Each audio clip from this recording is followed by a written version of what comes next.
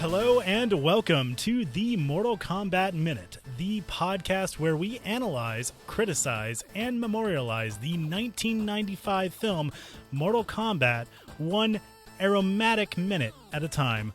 I'm Phil Casper from philcasper.net. I'm Spanish from GameFixShow.com. And we are on minute number 37. This minute starts with Johnny Cage boasting about his power of smell and ends with Liu Kang jumping off a cave wall. Yeah, pretty much. We go to the last minute just to kind of fill you in what happened.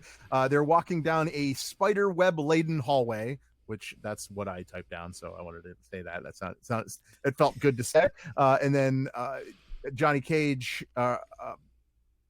I'm sorry, Liu Kang asking Johnny Cage, do you know where we're going? And then, of course, Johnny Cage, I know exactly where we are going. Katana went this way. They're going through this hallway that is just full of spider webs, and obviously Katana didn't go through there, but yes, anyway.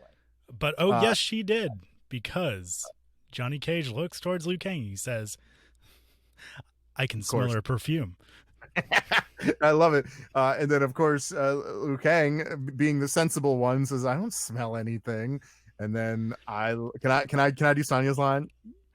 Yeah, yes. Well, in a minute though, because I kind of want to build it up just a little bit, because it goes from this scene, then we do a cut where Johnny Cage and Sonya Blade are both walking into what we guess is a new room here, and Johnny's looking around all like, what's going on? And the contrast of looks between Johnny Cage and Sonya Blade at this very moment is just night and day. She looks so angry at like, you idiot. Yeah, that's what she's thinking. Like, you're a moron, pretty much. Yeah, and then she says, of course, and then she goes, I smell something. Bullshit. Which is exactly Sonya's persona, though, because she's like tough girl. She's the, you know what I mean, like no frills. You're wasting my time. Right. That's pretty much what it is. And it's a very pregnant pause in between, like in her line, like, oh, I smell something, and like a very big pause, because during that pause we see shots of the throne room where they just were. We see a shot of Goro's throne. We see a shot of the table. Nobody's there anymore. It's just them. But I think what we kind of glossed over right now is when she says that and walks away, there's still the shot of Johnny Cage, and he is quietly mocking her at that point, kind of like that's kind of like the face he's making, like I smell something like that, which is totally right on. Exactly, but of course behind her back, he wouldn't do that to her face. No. But I do love how when they do walk away, and there is more of a further, like the camera's pulled back a little bit, like a wider shot. I couldn't remember the name for it, but you can actually see them peeling the spider webs off of them themselves. Right. Yeah, and that's something that I noticed, that I hadn't noticed before, especially on the close-up shots of this scene, was like there were actually like cobwebs still like clung to Sonya Blade's shoulders. And then when we get to the wider shot, you can see that like there's this huge net like over the torso and legs of Johnny Cage that they're having to peel away. Liu Kang is pretty clean already. Oh yeah, well, Liu Kang, he's too fast for any spider web. No, the one thing I did notice though, when they're walking through, you see Liu Kang kind of when he says, I don't smell anything, Sonya kind of moves past him. It goes faster than him at that point. But what I see on Sonya is I do not see any spider webs on Sonya until we get to the scene where they enter the room and she's covered in them. Well, they do break through a sixth cobweb on the way through. So at the beginning of this minute. So maybe that's where she got a little tangled up on the way. I don't know. Maybe they went through some more cobwebs like when because they took this turn. She was in the back when they were going for the initial one, so I'll give you that. All right, fair enough. But okay. I also want to spend a little bit of time, I guess, on the shot of Goro's throne.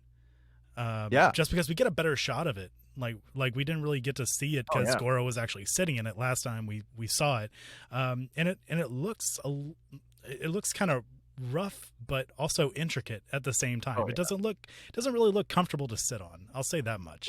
Well, I don't know. There's like a couple of pillows.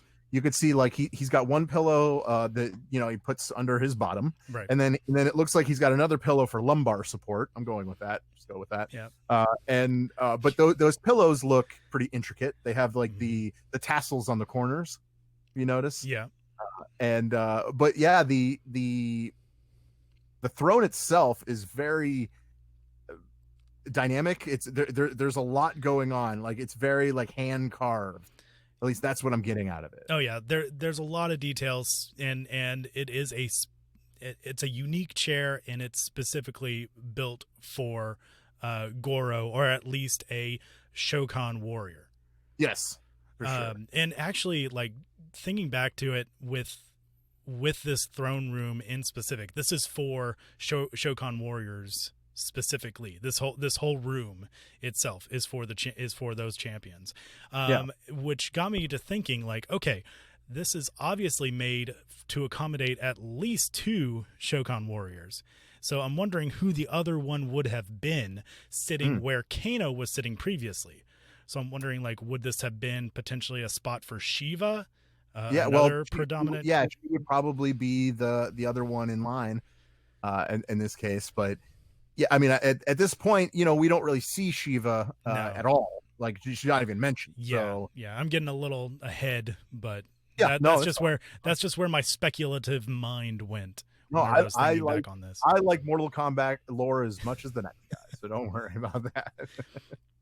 But I love like when you're looking at it, you have like the 2 columns next to it. It looks grand, but it also looks very, as Kano put it, underground, very rustic, very dirty, but at the same time, intimidating.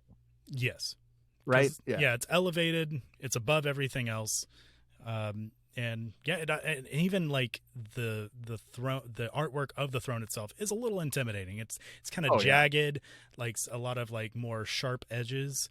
Yeah, it looks like it's like fire was carved out of it. Like there was like flames or something like that. Almost like a dragon carved it. Oh, perhaps in this case, yeah.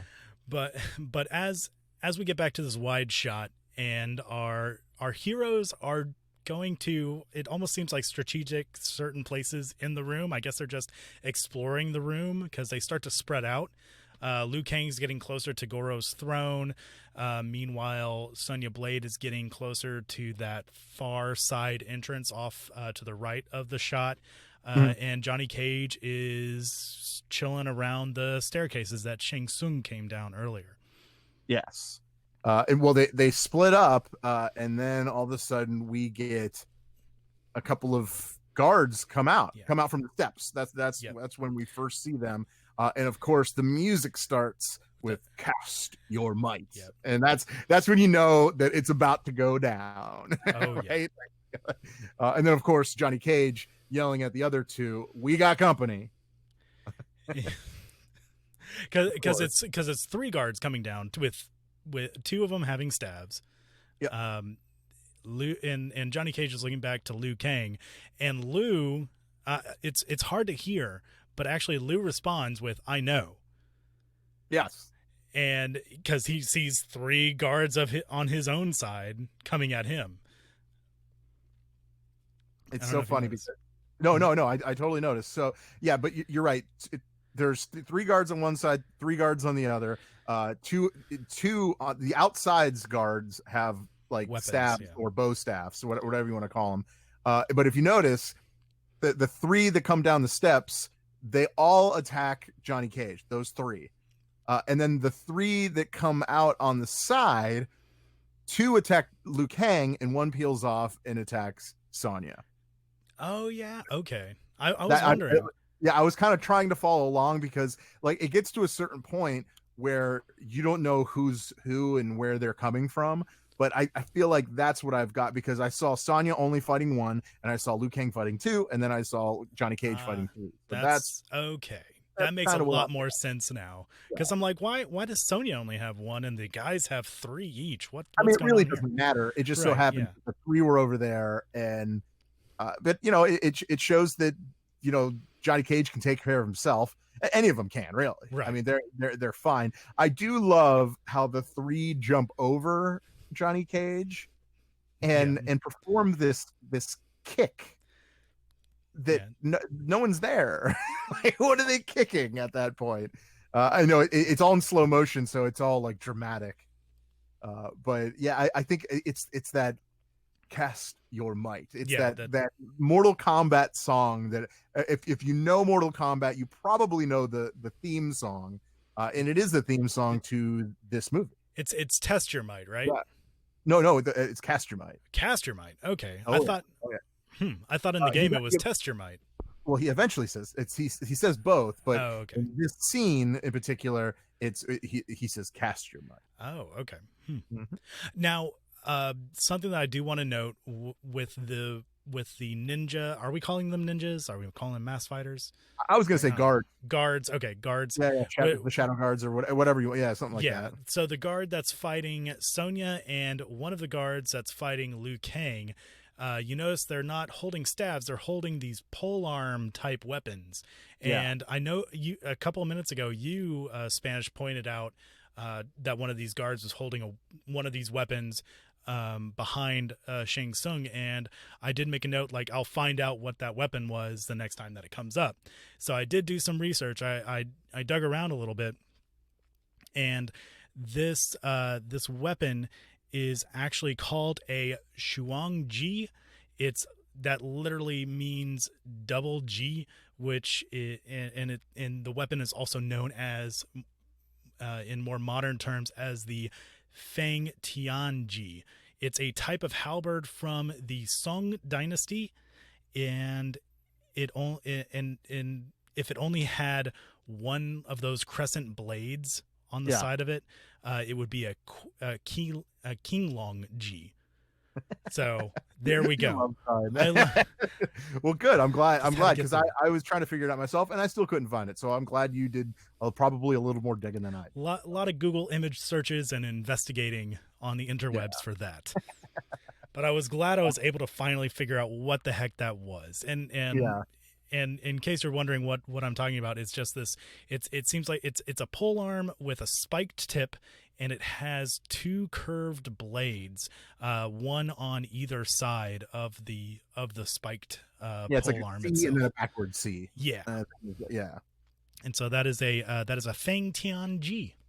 There you have it. There you go. Say that 3 times fast. No, don't really do that.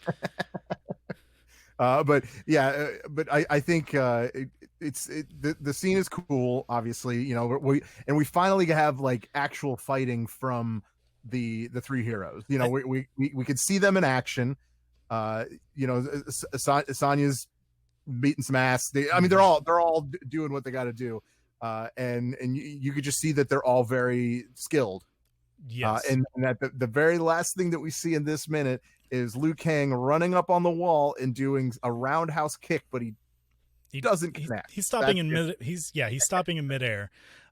This is, I think this is like the first full-fledged fighting action scene of the movie, right? Yeah. So in this case, yes, it took 37 minutes to get to this point. And in it, look at it like that. Oh yeah, for sure. But in it though, we do see an actual like leg sweep. Yep. Given by Sonya, which is so much better than Johnny Cage's fake leg sweep that we see at in minute 6, I think it was, of the movie. Yep. Like she did it so much better.